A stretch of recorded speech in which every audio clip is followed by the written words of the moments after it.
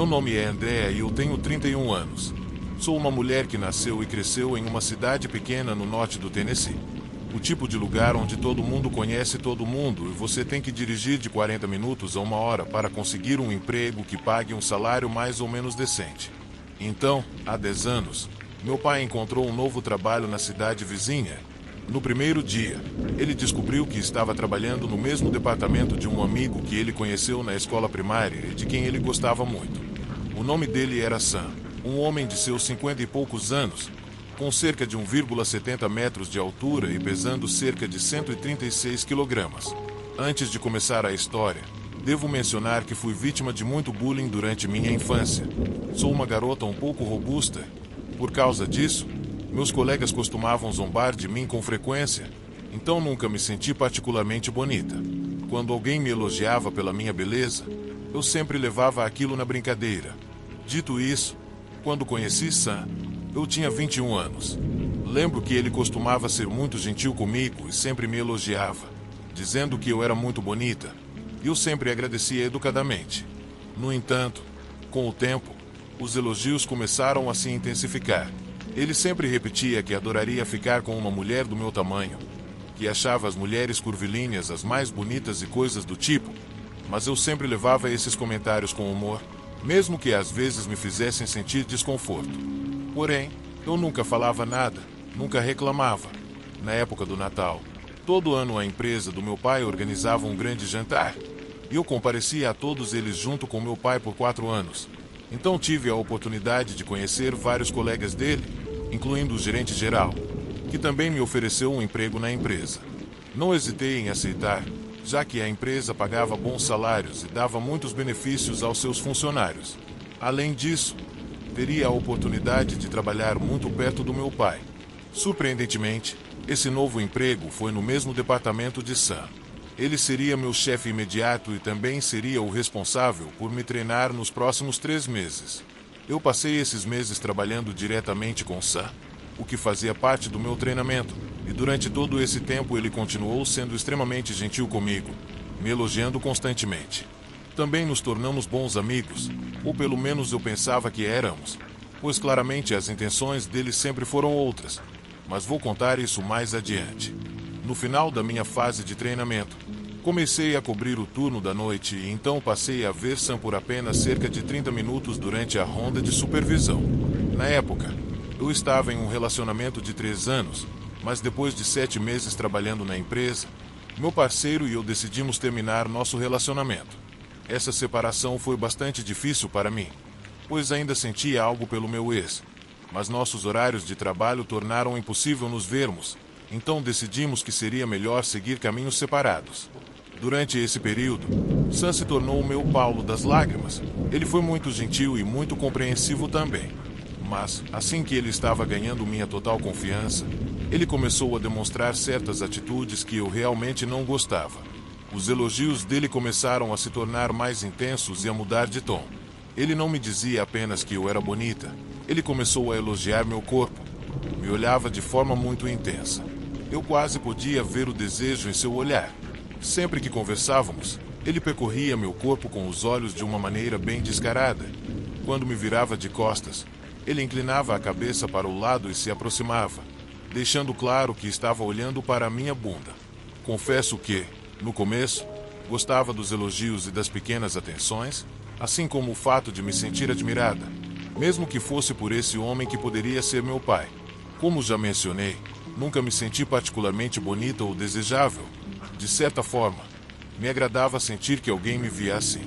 No entanto, as coisas chegaram a um ponto em que Sam começou a ultrapassar os limites. Eu era a única mulher na minha área de trabalho, então eu estava bem acostumada a ser observada pelos homens que trabalhavam comigo, mas a atitude de Sam era excessiva. Uma vez que fiquei solteira, ele intensificou seus comentários e insinuações.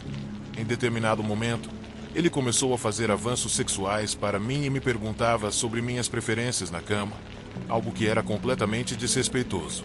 A maior parte do tempo, eu tentava desviar dos assuntos para evitar situações desconfortáveis. Afinal, ele era meu chefe, mas isso não tornava as coisas mais fáceis. Em um ponto, ele começou a me perguntar se eu ficaria com um homem da idade dele, e ele ficava frustrado toda vez que eu dizia não.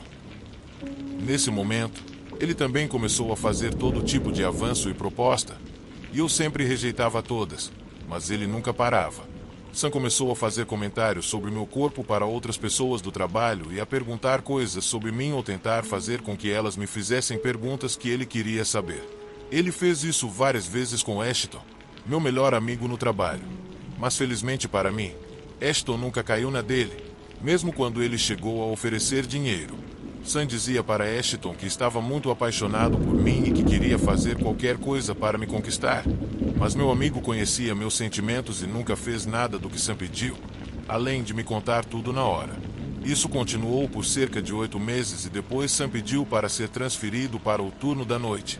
Então meus 30 minutos com ele se transformaram em 8 horas. Durante esse período, o assédio de Sam se intensificou ainda mais.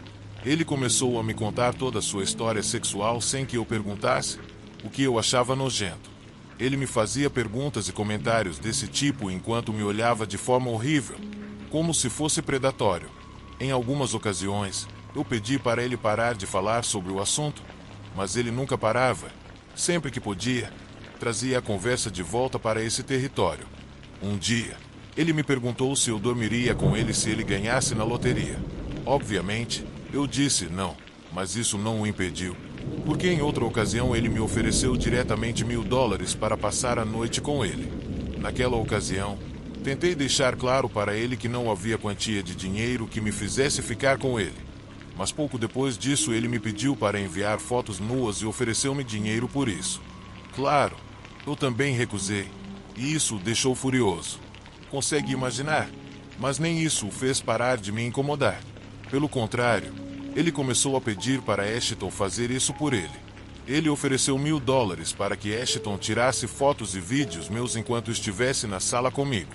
Em resumo, com a maior cara de pau, ele pediu ao meu melhor amigo para tirar fotos íntimas minhas e vídeos de forma secreta e enviá-los para ele em troca de dinheiro. Essa situação foi simplesmente insuportável. No entanto, eu não sabia como lidar com isso.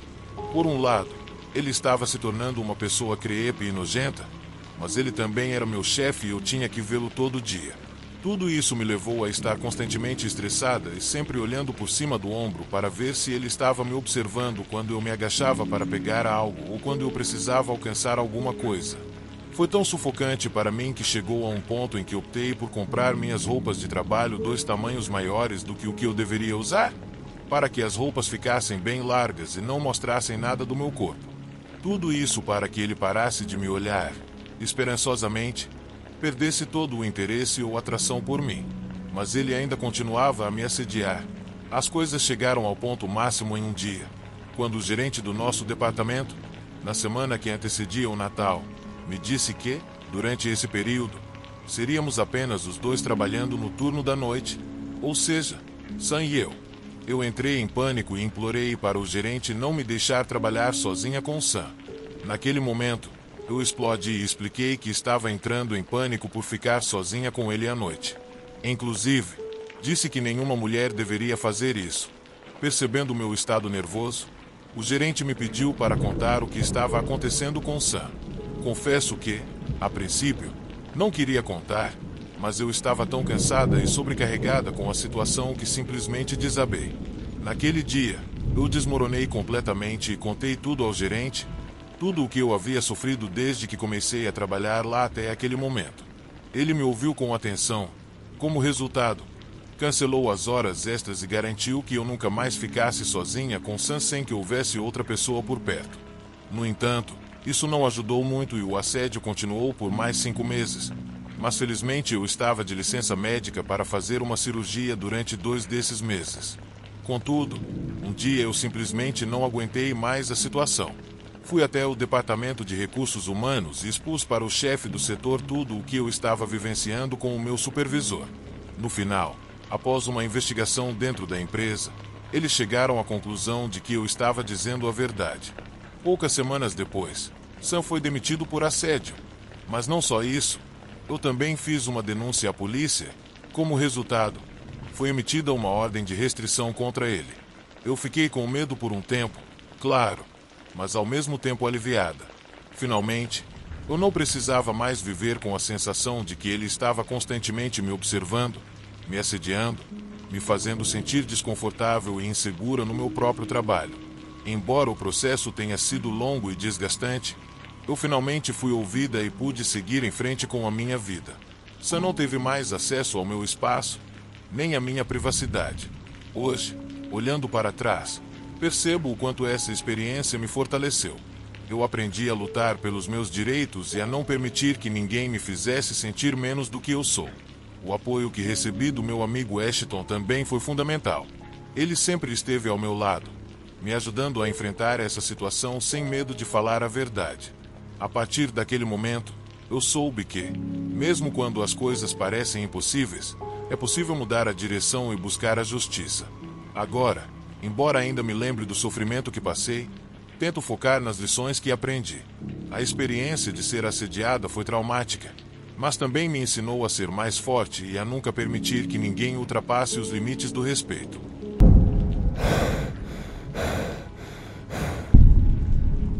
Melissa e eu nos conhecemos no jardim de infância, no parquinho, e desde então nos tornamos melhores amigas. Morávamos no mesmo bairro, e nossas casas eram relativamente próximas, então costumávamos nos encontrar todas as tardes para brincar, às vezes na casa dela, às vezes na minha. Também estudávamos na mesma escola, e ao longo dos anos nossa amizade só ficou mais forte, tornando-se um vínculo muito grande de irmandade. Melissa era minha pessoa favorita no mundo. Mesmo quando éramos crianças, eu valorizava muito a amizade dela. Ela era a pessoa mais alegre, engraçada e legal que eu já conheci na vida.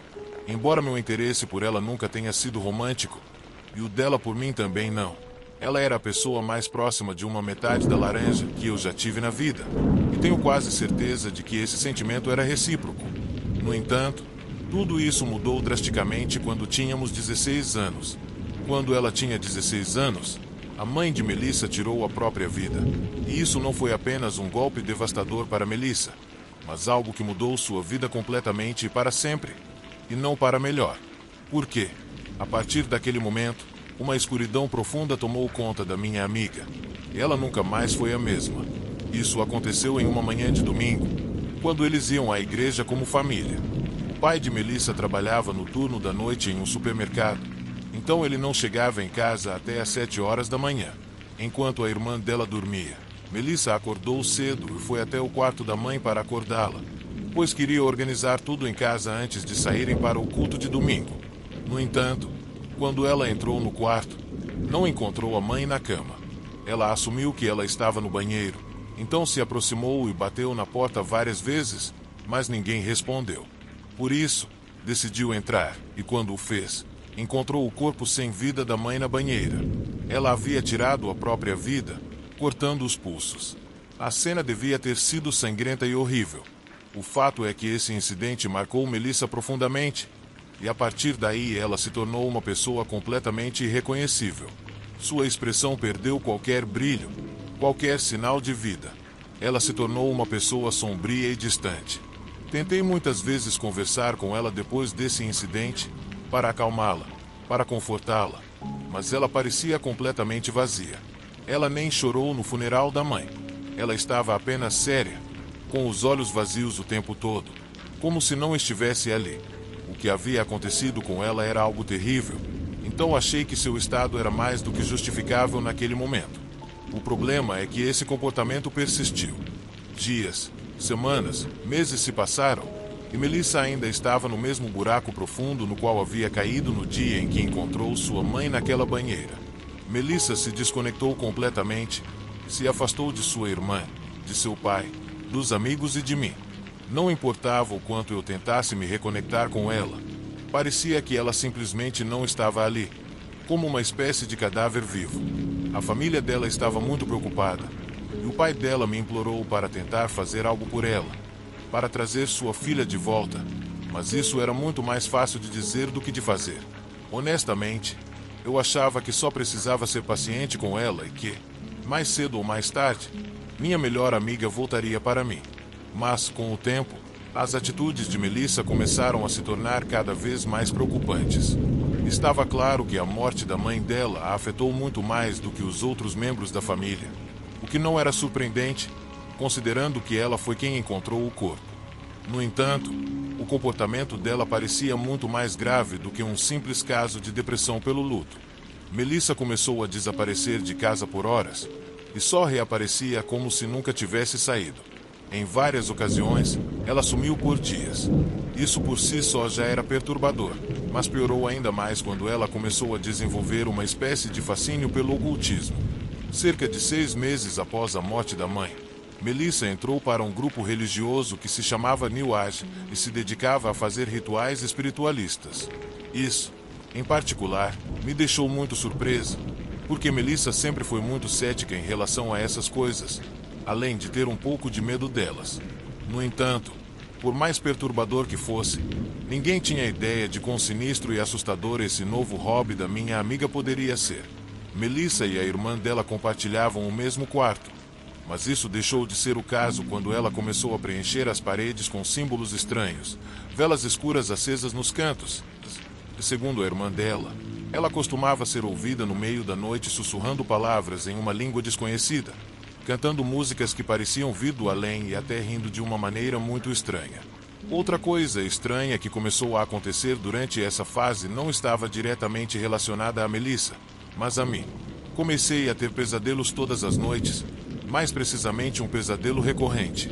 Um pesadelo no qual me via andando no meio de uma sala envolta em escuridão, e por onde eu olhava, só via mais escuridão. Mas então, eu vi uma figura se movendo nas sombras. O sonho sempre terminava da mesma maneira, com Melissa surgindo das sombras e me atacando.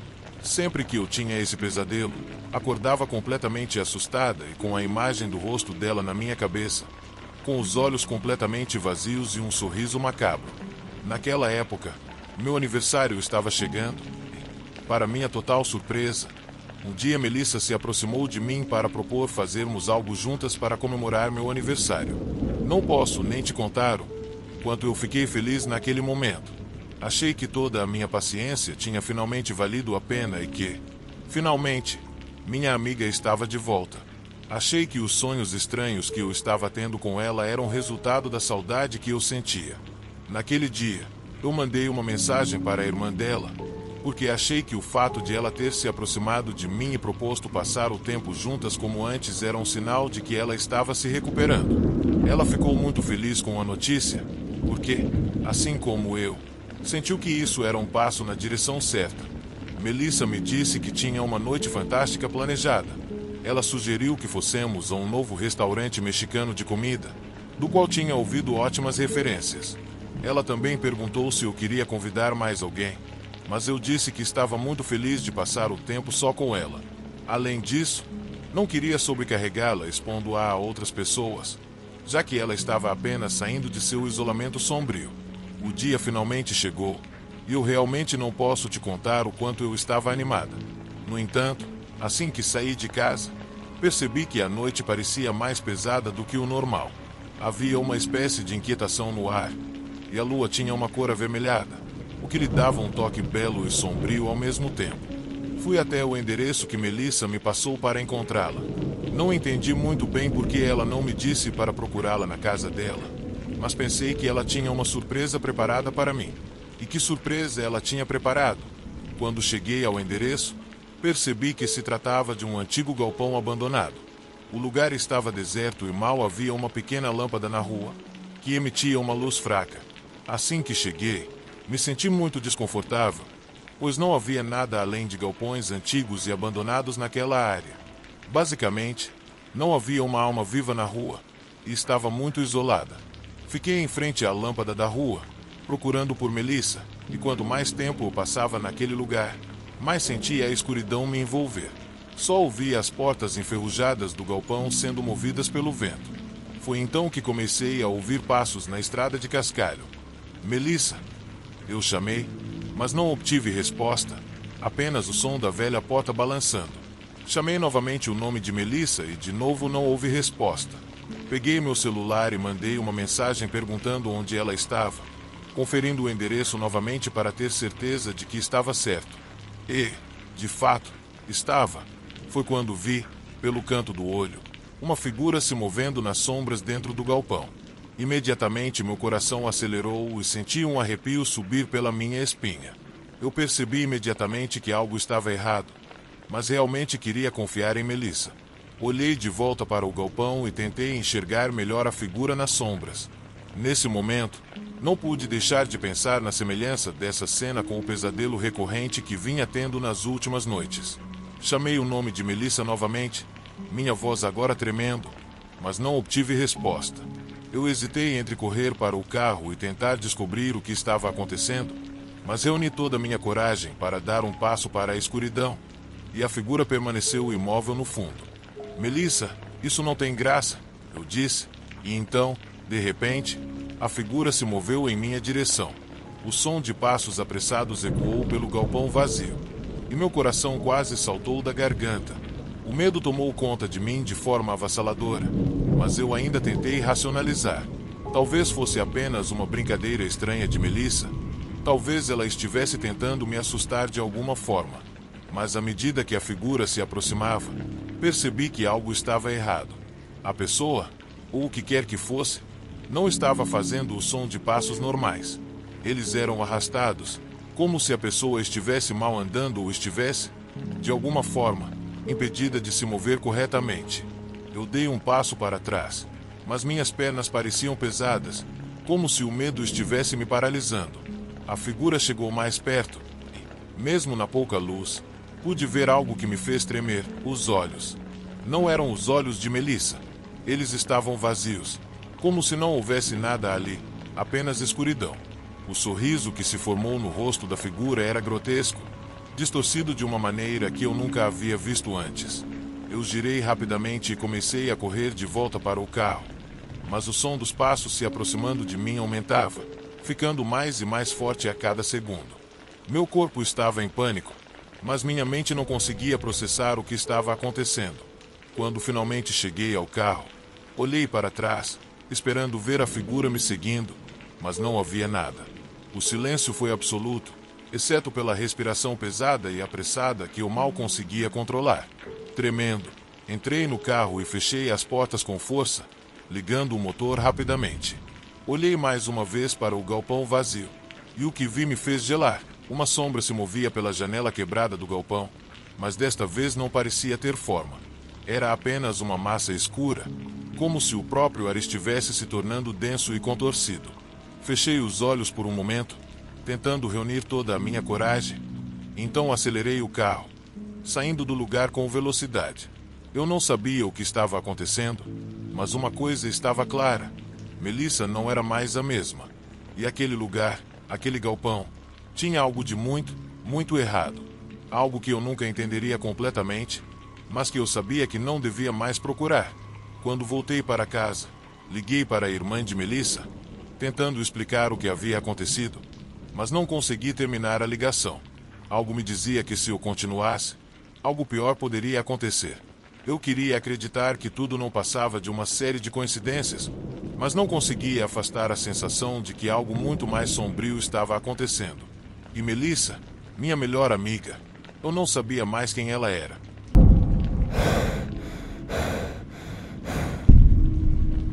Passei as primeiras fases da minha vida andando pelo lado oposto da lei.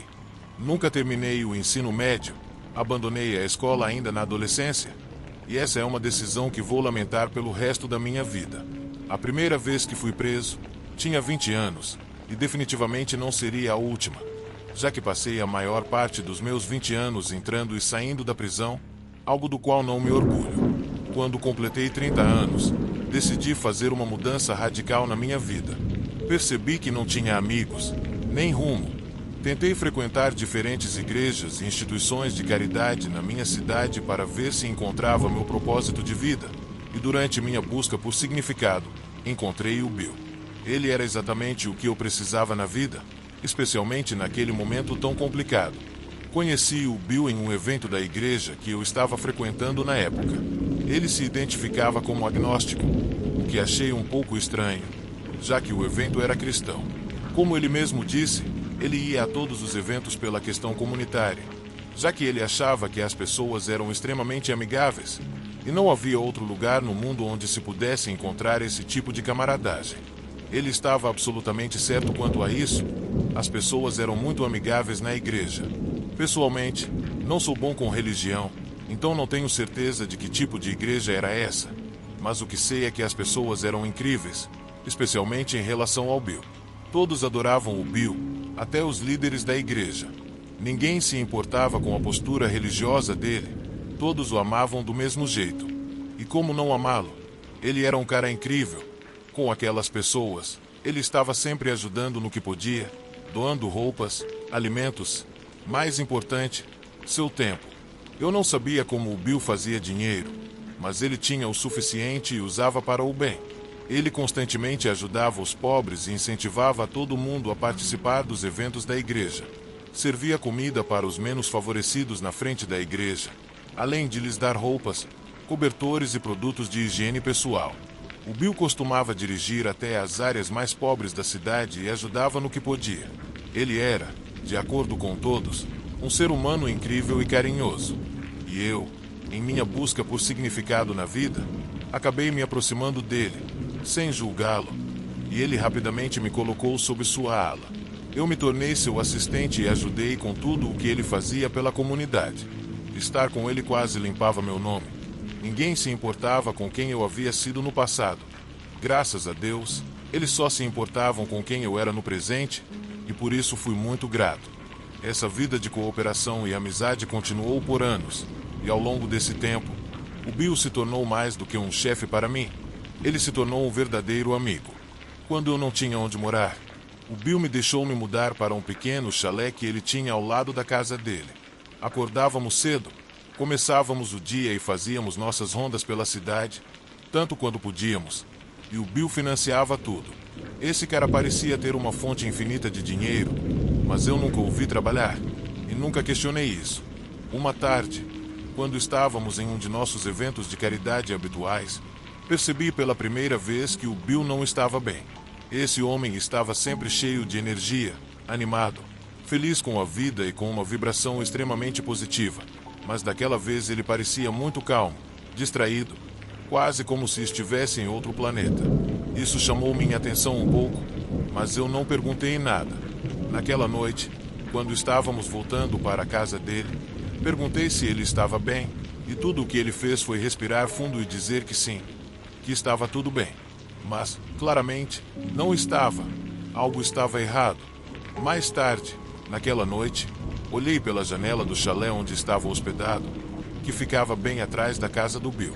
As luzes dele estavam acesas e as persianas estavam abertas, então eu podia ver claramente lá dentro.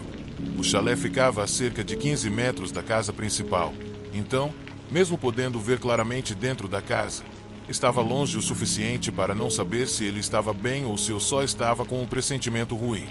Mas acho que minha vida de crime me deu uma ideia de quando as pessoas estão prestes a perder o controle. Eu sabia disso porque já havia passado por isso muitas vezes na vida, e foi isso que me trouxe problemas a maior parte do tempo. E parecia que o Bill estava nesse ponto. Era algo que eu só conseguia sentir. Pensei sobre isso por um tempo, mas finalmente decidi ir até ele só para me certificar de que ele estava bem. Esse homem me deu tanto que eu achava que pelo menos devia isso a ele. Caminhei pelo jardim que separava o chalé da casa dele, e quando cheguei perto o suficiente, ouvi alguém gritando. E pelo tom de voz, era o Bill. Ele estava gritando. Nesse momento, comecei a me afastar para espiar pela janela. Admito que me aproximei o suficiente para ouvi-lo mais claramente. Ele estava provavelmente falando ao telefone, porque eu só ouvia ele e ninguém mais. Ele parecia muito furioso e irritado, algo que me parecia estranho, já que eu nunca o tinha ouvido levantar a voz daquela forma antes. E agora ele estava literalmente gritando com alguém e dizendo coisas que até hoje não consigo acreditar que saíram da boca dele. Me afastei para o lado da casa para poder olhar por uma das janelas. Então vi o Bill andando de um lado para o outro. E ele estava realmente falando ao telefone. Foi nesse momento que eu ouvi claramente ele dizer: "Eu não me importo se você não fizer isso. Vou encontrar alguém que consiga. Eu não aguento mais lidar com essa porcaria todos os dias à toa.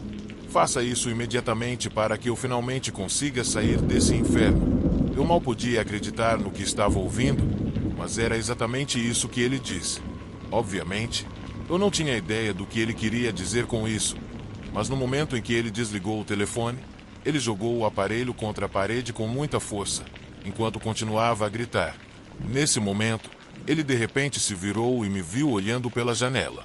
Eu imediatamente me afastei, mas tinha certeza de que ele me viu. Me encostei na parede da casa dele, torcendo para não ouvir a porta se abrir.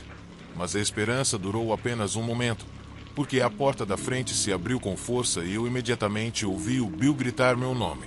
Me levantei, me sentindo muito envergonhado por ter sido pego espionando. Uma parte de mim achava que ele ficaria tranquilo, pois sempre foi muito calmo e paciente comigo, mas eu estava completamente errado. Antes que eu pudesse dizer qualquer coisa, aquele homem de meia-idade me agarrou pela gola da minha camisa e me empurrou contra a parede da casa. Em seguida, começou a gritar tão alto na minha cara que eu sentia a saliva espirrando em minhas bochechas. Tudo o que eu fiz por você. E agora me encontro aqui, na minha casa, sendo espionado por você. Fiquei em silêncio, sem saber o que dizer. Queria contar que estava ali só para ver se ele estava bem, mas estava tão em choque que não conseguia articular nenhuma palavra. Depois de gritar na minha cara, o Bill me jogou no chão com muita força e gritou novamente, mas dessa vez dizendo: "É você, não é? É você que quer roubar o meu dinheiro, não é?" Comecei a me defender, dizendo que não fazia ideia do que ele estava falando, o que era verdade. Mas no momento em que tentei me levantar, ele me empurrou de novo, e eu caí no chão. Mas, ao cair, ele me deu um chute no rosto ao mesmo tempo, gritando: "Fica aí." Ele bateu a porta com força, e o chute me deixou tonto. Eu estava tão atordoado que podia ver estrelas na minha frente por um momento. Respirei fundo para me concentrar e me levantei novamente. Olhei pela janela mais uma vez e vi ele mexendo em um baú que estava no quarto. Ele parecia estar pegando algo, mas eu não tinha certeza do que era, embora soasse pesado. Nesse momento, corri de volta para o chalé, mas não para passar a noite lá. Peguei algumas coisas pessoais e corri para a área de mata que ficava ao redor da propriedade dele. Enquanto fazia isso, percebi uma cabeça se esticando entre a linha de árvores. Era o Bill, que estava andando em direção ao chalé e finalmente quebrando a porta. Ele continuou gritando meu nome, xingando e me ameaçando, enquanto eu via claramente que ele estava segurando uma arma na mão. Isso era o que ele procurava no baú no quarto. Fui o mais silencioso possível, tentando não ser visto enquanto caminhava pela floresta. Felizmente, eu estava me movendo rápido o suficiente para que o barulho das folhas secas sob meus pés não fosse ouvido. Quando finalmente cheguei à estrada, comecei a correr o mais rápido que pude, o mais longe que minhas pernas conseguiam me levar, olhando para trás de tempos em tempos para ver se ele estava me seguindo. Felizmente, ele não estava. Corri sem parar por várias quadras até que finalmente cheguei a uma loja de conveniência local. Lá, pedi para ligarem para a polícia, já que eu não tinha celular. Assim que a polícia chegou, contei tudo o que tinha acontecido. Eu realmente não sabia se eles poderiam fazer algo, mas achei que, já que o Bill tinha me agredido e depois me perseguido, eu estava em perigo. Depois disso, os policiais foram até a casa dele, e a próxima coisa que soube foi que ele foi preso. Eu nunca soube o motivo exato da prisão, pois nunca me informaram, mas quando procurei o nome dele no Google, não encontrei nada. Isso me leva a crer que Bill não era o nome verdadeiro dele. Passei anos com esse cara e até vivia a apenas alguns metros de sua casa. Ele nunca me deu a menor impressão de que estava escondendo algo ou que tinha qualquer tipo de tendência violenta. Seja qual for o segredo que ele estava escondendo, ele eventualmente veio à tona. Não faço ideia se ele pretendia me machucar ainda mais naquela noite, mas a surra que levei fora de sua casa me convenceu do contrário.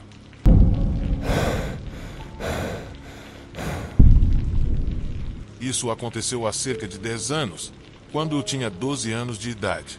Antes de começar a história, preciso esclarecer que todos os nomes que mencionarei a seguir não são os reais, isso por questões de privacidade das pessoas envolvidas. Quando eu estava no 6º ano, havia uma garota na minha turma chamada Fanny. Ela era bastante quieta e reservada, e não tinha muitos amigos. Na verdade, eu costumava achar que ela era um pouco estranha. No entanto, um dia comecei a conversar com ela durante o intervalo. Para minha surpresa, Ela se mostrou uma garota muito legal e engraçada. Tanto que, rapidamente, nos tornamos melhores amigos. Fanny e eu nos víamos o tempo todo, pois morávamos relativamente perto. Eu chegava a passar praticamente todos os finais de semana na casa dela, e então íamos para a escola juntos. Eu estava na casa dela tão frequentemente que conheci bem sua família. Sua mãe, seu pai e sua meia-irmã, filha do casamento anterior de sua mãe. No entanto, mesmo com a minha pouca idade, percebi que havia algo estranho em relação ao pai dela, Rob. Ele parecia estar sempre interessado demais em mim e frequentemente tentava brincar comigo de uma maneira que não me parecia normal. A verdade é que, sempre que ele estava por perto, eu me sentia muito desconfortável. Rob, um homem de meia idade, sempre tinha um sorriso estranho no rosto. As interações estranhas começaram quando ele pegava pedaços da minha comida enquanto eu não estava olhando e então ria e colocava o braço sobre os meus ombros como se estivesse pedindo desculpas. Ele estava sempre onde Fanny e eu estávamos, seja nos quartos do andar de cima ou no jardim. Não importava o local, ele estava sempre por perto. Houve um dia em que a avó de Fanny, por parte de mãe, estava visitando a casa e Rob a cumprimentou de maneira estranha. A situação gerou um clima desconfortável, mas, quando percebi, estava tão imerso na rotina que tentei ignorar. Eu fiquei completamente horrorizado e aquilo deveria ter sido razão suficiente para nunca mais voltar àquela casa. Mas senti que precisava ir para apoiar Fanny. Depois daquele incidente, houve um dia em que estávamos brincando no quarto de Fanny e Rob entrou sem pedir licença. De repente, começou a brigar com ela. Em um momento, ele pegou todas as suas bonecas e as colocou em um saco de lixo, ameaçando jogá-las fora. Obviamente, uma menina de 11 anos ficaria muito chateada ao pensar que seus brinquedos poderiam ser jogados no lixo, então não foi surpresa que Fanny tenha ficado histérica. De repente, ele desceu as escadas com um saco cheio de brinquedos e nós o seguimos. Enquanto ele gritava com Fanny, ela também gritava pedindo os brinquedos de volta. Então, ele a ameaçou e disse que, se ela gritasse novamente, ela iria se arrepender. Foi quando ele começou a agir de forma agressiva. Fanny me empurrou em direção à porta da frente, tentando me fazer sair. Naquele momento, ela estava meio que rindo, tentando me convencer de que não era nada demais.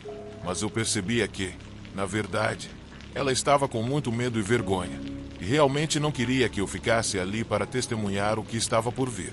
Assim que eu estava fora de casa, ele bateu a porta com força e depois de alguns momentos, eu só ouvi os gritos de Fanny, que estavam ficando cada vez mais altos. Eu estava muito assustado e não queria ir embora sem ela, mas tudo o que pude fazer foi ficar parado até encontrar coragem para voltar. Em poucos minutos, depois do ocorrido, subi as escadas, pronto para ajudar Fanny a se defender de Rob, mesmo que eu tivesse que enfrentá-lo também. Quando cheguei no quarto dela, encontrei Fanny sentada no chão, penteando o cabelo de uma das suas bonecas. Ela estava sorrindo para mim, mas seu rosto estava claramente manchado de lágrimas. Não havia marcas visíveis em seu corpo, mas ela estava claramente perturbada. Naquele momento, eu não sabia o que sentir.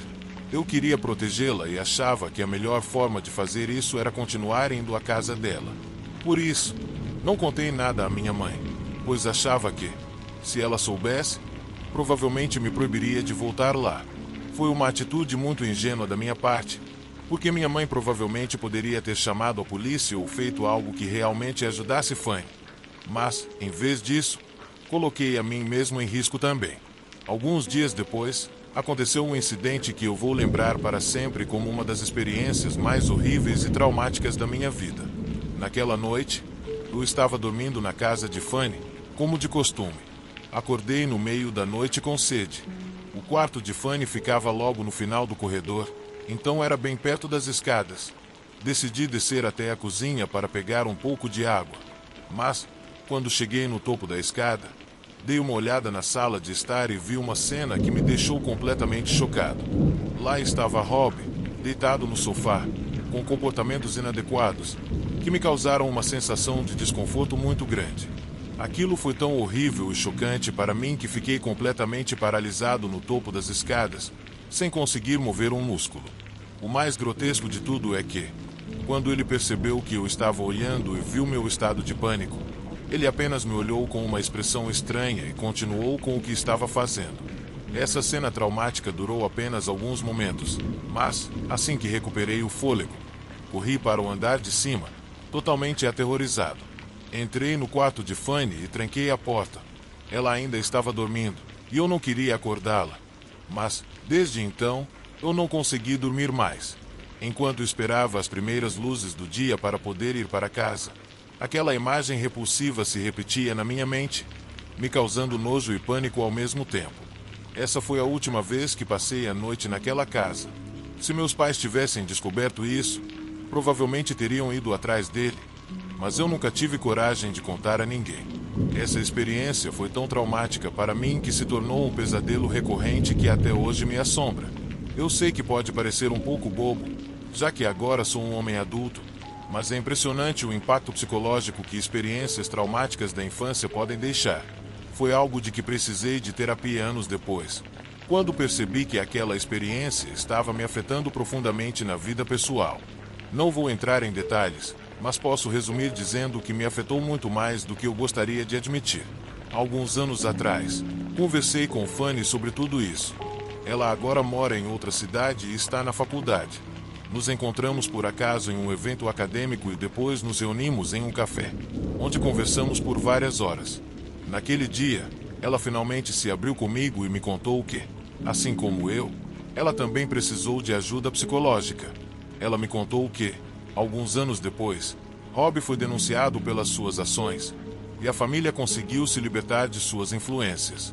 Ela também mencionou que, depois que ele foi preso, ela começou a curar-se com a ajuda de terapias e do apoio de pessoas próximas. Por algum motivo, ele foi libertado logo após pagar a fiança. Naquela tarde, eu e minha amiga conversamos longamente sobre tudo o que havia acontecido, e finalmente pude contar a ela o que aconteceu naquela noite, como isso me afetou e o que eu percebi quando passei tanto tempo na casa dela. Fiquei feliz em saber que, finalmente, conseguiram se livrar daquele homem.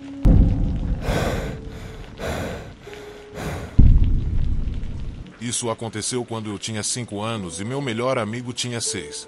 Vou te dar uma breve descrição da minha escola. O prédio tinha formato de L, sendo que a parte curta não estava em uso na época. Os carros paravam do lado direito do L ou atrás da parte curta. A estrada passava praticamente em volta de toda a escola, mas só nesses locais mencionados os carros podiam parar. Um dia, estávamos na escola e meu amigo fez algo que me deixou muito irritado. Ele pegou meus lápis de cor sem pedir, e eu queria me vingar. Então, logo depois que o recreio começou, na metade dele, vi meu melhor amigo indo em direção à parte de trás do prédio.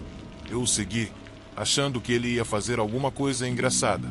Mas, quando ele virou a esquina, vi um homem em um carro oferecendo doces para ele pela porta do passageiro. Na minha cabeça de criança, me perguntei, por que aquele homem não sai do carro e dá o doce a ele? Pensei nisso porque o homem estava pedindo para meu amigo entrar no carro para entregar o doce, e parecia que ele poderia simplesmente sair e dar o doce ali mesmo. Meu amigo saiu da área da escola e foi em direção ao estacionamento, onde estava o carro do homem com os doces, enquanto eu fiquei a alguns metros de distância. Afinal, não era eu que estava recebendo o doce. Quando meu amigo estava prestes a chegar na porta do carro, percebi que aquele era o momento perfeito para a minha vingança. Pensei, eu sei o que vou fazer, vou impedir que ele pegue os doces desse senhor.